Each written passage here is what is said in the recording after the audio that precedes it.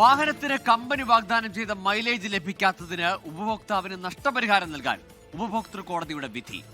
1,43,714 രൂപയാണ് കമ്പനി വാഹന ഉടമയ്ക്ക് നൽകേണ്ടത്.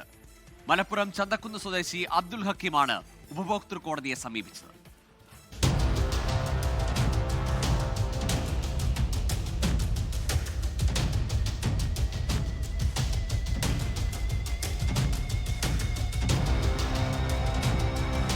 പന്ത്രണ്ട് വർഷത്തെ നിയമ പോരാട്ടത്തിനൊടുവിൽ ഉപഭോക്താവിന് കോടതിയിൽ നിന്നും അനുകൂല വിധി. ചന്തക്കുന്ന് സ്വദേശി പറവട്ടി അബ്ദുൽ ഹക്കീമിന് അനുകൂലമായാണ് മലപ്പുറം ഉപഭോക്തൃ കോടതി വിധി പ്രസ്താവിച്ചത്. നഷ്ടപരിഹാരം ഉൾപ്പെടെ 1,43,714 രൂപ നൽകാനാണ് കോടതി വിധിച്ചത്. 2013 79,400 രൂപ നൽകി ഹക്കീം മഞ്ചേരിയിലെ ഷോറൂമിൽ നിന്നും ബൈക്ക് വാങ്ങിയത്. 72 കിലോമീറ്റർ മൈലേജാണ് കമ്പനി വാഗ്ദാനം ചെയ്തത്. എന്നാൽ 50-ൽ താഴെയാണ് മൈലേജ് ലഭിച്ചത്. കൂടാതെ ബൈക്കിൽ നിന്നും പ്രത്യേക ശബ്ദവും കേട്ടിരുന്നു.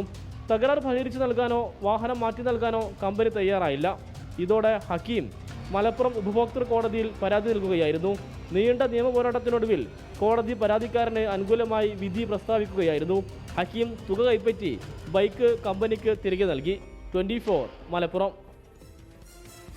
ലോകത്തെവിടെയായാലും ഏത് സമയത്തും 24 വാർത്തകളും ഓഗ്മെന്റഡ് റിയാലിറ്റി പാക്കേജുകളും എക്സ്പ്ലെയിനറുകളും വിശദമായി കാണാൻ ഞങ്ങളുടെ യൂട്യൂബ് ചാനൽ നിങ്ങൾക്ക് സബ്സ്ക്രൈബ് ചെയ്യാം.